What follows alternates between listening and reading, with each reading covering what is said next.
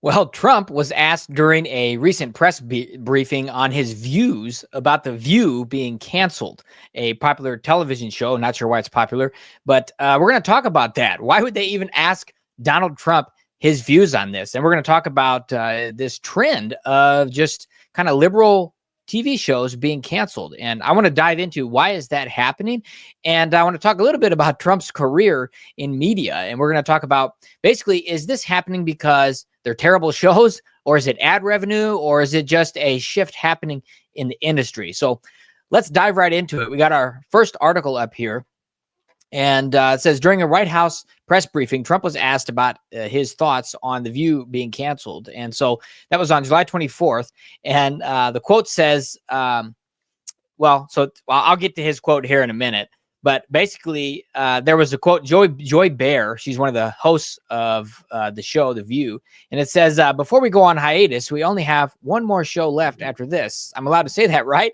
And so then another host laughed and said, well, it's too late now. So apparently that was announced not the way they intended to have it announced. But that was shortly after she dropped a comment about Trump, ridiculing him, and basically saying the thing about him is that he's so jealous of Obama because Obama is everything that he is not. Trim, smart, handsome, happily married.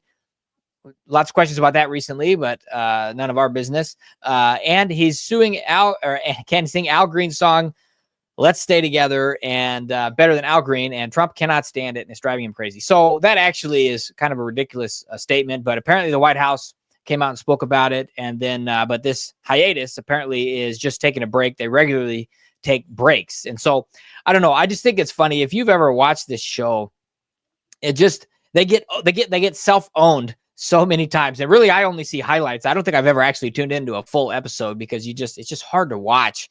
But it's just like, let's get the most kind of uninformed, kind of ignorant people together and let's put them on a TV show. And I guess maybe that's what they want. Maybe that's why people watch it, but I don't know. I kind of doubt it, but kind of tough there. But, I wonder if this is happening because of changing media. And so, like I mentioned, I'm going to get into that just a little bit here, but another cancellation took place, and that's going to be coming up later next year. And so this is that article that I mentioned with Joy Behar and the quote there. But Stephen Colbert, have you heard of him? Well, that was suddenly came out that it's going to be canceled. And so it says, this is, let's see, the chair, George Cheeks, the chair of the media television that oversees the late show production. And he put it this way. He says, the challenge in late night is that the advertising marketplace is in significant secular decline.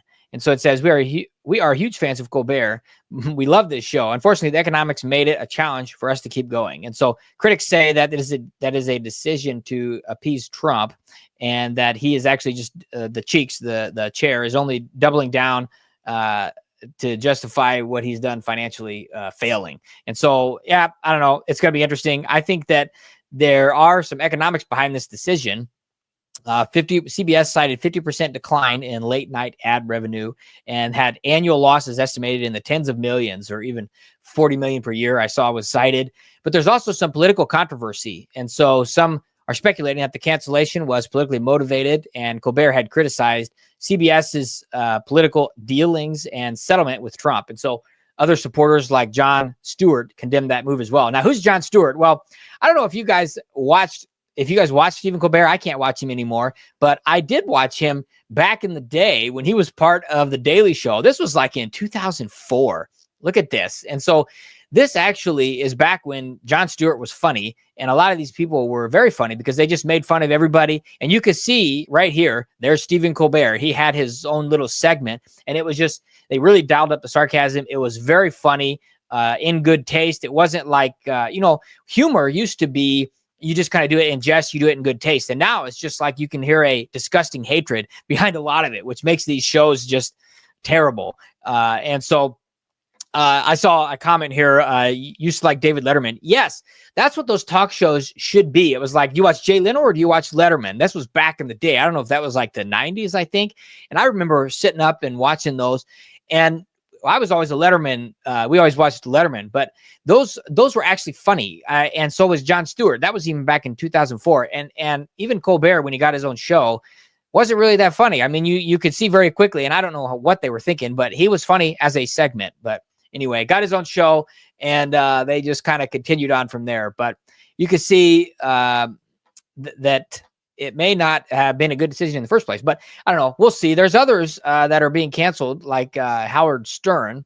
And I don't know if you know him, but he's known for being crass and kind of made his fame interviewing candidates. And it's kind of a disgusting show. It's ridiculous. They call him a shock jock. And so he interviews everybody from televangelists to adult film stars, which, it's just, I never watched it. I never seen it. I've seen highlights from other shows, but it's just kind of a ridiculous show. He's on Sirius XM. And so they haven't directly said the show's canceled, but I guess they're expecting that they're going to come back and try and renegotiate and give him, pay him less. And it's really expected that he won't accept that. So, we need to talk about what Trump said, and he was asked about this, and we need to also talk about why is his opinion, does it have any weight, or should it have any weight? Should we even care what Trump thinks? Well, I'm going to make the case that we should care what he thinks because he is very good at media, and we're going to talk about that, his little history with media. We're going to give a quick rundown. So let's see what he said. So in that press briefing that I mentioned, so they asked President Trump this question: do you think the hate Trump business model that's been in the entertainment business is going out of business because it's not popular with the American people? And so Trump responded basically with a pretty harsh comment on Colbert. And he said that the man has no talent. And he kind of digressed a little bit from that. But he says also Jimmy Fallon is it Jimmy Fallon? Jimmy Kimmel. I don't know. Fallon has no talent. Kimmel has no talent. They're next. They're going to be going. I hear they're going to be going.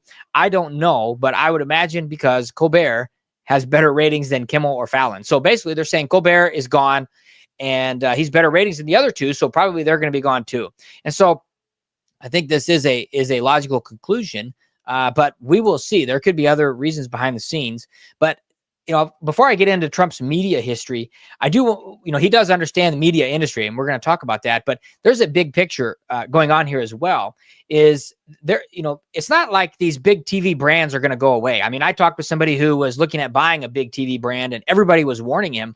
He's got this big marketing company, and everybody was saying, "Oh, you can't do that. TV's dead. TV's dead. It's all streaming." And he said, "Well, the way that these shows are delivered might be changing, but that brand is not dead. If you're going to buy CNN or MSNBC or all these jokers, or another smaller show or like a Christian network or something, there's still a brand there that people recognize. And if they get it delivered on TV or they get it delivered streaming or another way, it's still ad revenue that's going to be bringing that in. So it's not like it just disappears overnight. And so what's happening is there's sort of an overall decline. Late night TV, there's been a steady drop in viewership and ad revenue really since the mid 2010s. And so that's in the last decade or so.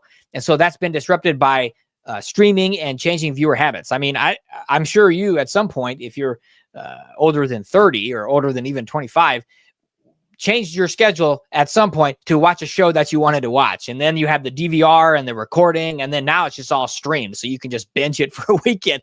Never done that myself. I'm not saying I'm above that or anything, but you could certainly just do that. And so there's these shifting models, and there's a pretty high production cost for these kind of these fragmented audiences, and these traditional kind of formats are less sustainable for these like talk shows. And so those networks are reevaluating some of the investments in these talk shows. And so whether or not that's actually the reason, or it's going to continue, or it's all of this coming together, there's also a digital pivot. And so you have digital platforms like YouTube that are good for this late night reach. And even some of the top, I didn't have time to look up some of these, but some of the top rated shows generate more streaming revenue than Colbert, like with a mainstream network.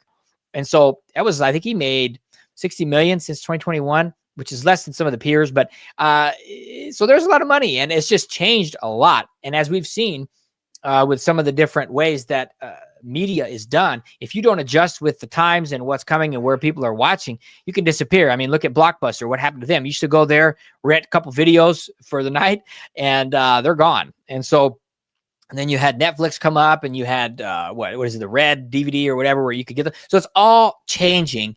And so the question also is, some of these, they talk about how they still got these high ratings, and it's not because of ratings, it's just ad revenue and this and that. But, one has to wonder if if those ratings are not just in like restaurants and airports and places that have contracts to actually play these things, this viewership from these different contracts. And I know I've traveled a lot around the world, and you see CNN, you see MSNBC, you see all these in these different, I know there was at least like 58 different, and that all ended in 2021 for like CNN. But that used to be a big part of where they'd get their viewership from. Is you think, oh, it's only 58 airports in the US. Yeah, but how many televisions are in an airport? It's a lot. And so I didn't have time to get all the numbers on that, but you can imagine, personally, I think that they've got this kind of base viewership, and then there's a spike. Like when they announced this cancellation, they had a spike in viewership. And I think it's not because people are thinking, oh, let me go make sure I get these final show before they cancel it. It's probably they want to go see what it's like watching a train wreck. You want to go see what that is and what's going on with it. And they're just kind of curious about it, and they want to tune in and see what it really is. But yeah, people don't seem to be watching it, or at least they're watching things elsewhere. And so they need to roll with the punches. They need to go and adjust their strategies. And so it makes sense to look at those. But, it is disappointing that so much of these talk shows have just turned into just radical leftist talking points. Like, I mean, you saw that with the jab in 2020 and doing dances and all this just disgusting, ridiculous parroting of talking points, and really just being against, it's just like anti-Trump.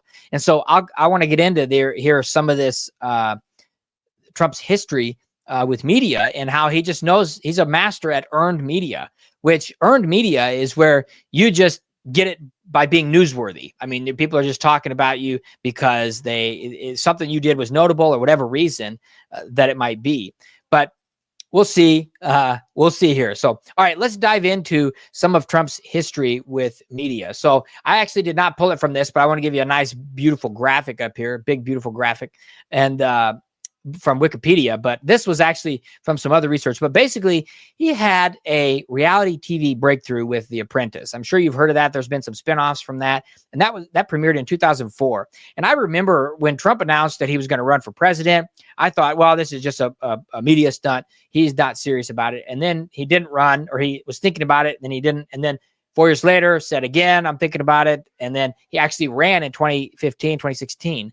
And so I shifted from thinking it was a joke to kind of taking it more seriously, and you see what he was saying. And so it was quite interesting to see that. But if you remember the tagline, "You're fired." So that came from The Apprentice. And so he really went from, it was basically, he was like a no-nonsense business tycoon. That's kind of the way it was framed. And so that peaked at 20.7 million views for the season 1 finale. It was ranked at NBC's top shows for several years, and it really revived his personal brand post 1990s. And so after that financial downturn. And so he had lots of media in the 90s, and he just has his personal brand. He was a master of earned media, like I said. And so he has, that's basically free publicity. And so he's controversial, he's theatrical, he's unfiltered. And according to a 2016 study, Trump earned $5.6 billion in free media during the campaign cycle. So that's far more than any other opponent. And you see, this was in the 80s even. He had regular coverings on Page 6 in the New York tabloid as a New York tabloid celebrity. And so he was, Howard Stern, Oprah, Larry King, all these kind of things. They all just helped cultivate this image of like a bold, kind of glamorous, successful billionaire. And that was, even during some of the difficult times and downturns. And so you see, this is sort of what he's painted. I mean, he understands media. He's in media. And then, there was a cable news obsession, CNN, MSNBC, Fox News, they all heavily feature Trump. And that's pre and post candidacy, when he was running for office, in office, after he was in office, now again, when he ran for office, and then now in office again. And so these networks, they admit that they admitted he took too much airtime in 2016 for ratings. And so that's why they did it. So he capitalizes on that. And so he plays adversarial roles, calls CNN fake news. He does all these things. He knows how to get that earned media. And so he knows what he's talking about. He's also used social media. He had this dominance, and before he was banned, which was ridiculous, absolutely ridiculous. That's worthy of another episode. In 2021, he was banned from Twitter. But he was the most followed world leader in history. And he had that used that platform as a megaphone. Like, he actually just messaged directly to the American people. He could troll his opponents, and he would rally supporters real time. And so he really changed that. And now, like, even executives at companies are using LinkedIn and Twitter and all these different things to even like one out of two investors in large companies expect CEOs of major companies to be making announcements and interacting through social media. And so that's just, I mean, that it's just changed. And Trump really is the one that made that happen. He really started that. It's almost like he gave a personal debrief through Twitter to people. And he can do that now. And he really understands how to leverage that. And so we're seeing others doing that as well. It really kind of created this new era of how people are using social media. And so, he's also been in pop culture. So he appeared in different TV movies. I think Home Alone 2, that was one that Canada infamously removed him from while they played it, which is just kind of absurd. But let's see, The Fresh Prince of Bel-Air, he was on that as well, Sex and the City, and Zoolander. And so he became a symbol of wealth and glitz and lots of different cultural memes and different things like that. And so, he actually took this into the political realm very easily. He leveraged it to his benefit. I've been through political media training myself, and you just kind of see how standard politicians do it, and they abuse it in a bad way. But you see how Trump, he's kind of gone way beyond that. He kind of broke the mold when it comes to that kind of stuff. And so he really has become media. It's not just that he uses media. Like, he is the media. Like, people just, it's like revolving around reporting on what he's doing, what he's saying, and they know they're going to get viewers because it's very controversial, especially when they trump it up. No, that wasn't on purpose, but I'm probably going to use that more. But they really trump up the situation or whatever it is, or even bring ridiculous angles to it to even add more fire to it or add more gas to the fire. And so he's clearly a master of legacy media, digital media. He's completely redefined political communication. And so, whether detractors like him or not, love him or hate him, he is arguably the most media savvy political figure in modern history. And so I think that, it's fascinating to think about that. You hear his take on it. We'll see if he's right about these other ones that are whether they're going to be disappearing or not. But one thing's for sure is that media is changing, and it's interesting to watch. We're trying to stay on top of it here with this show as well. And so let us know what you think in the comments. I mean, is Trump right? Are these people going to be disappearing? Is it going to be as well?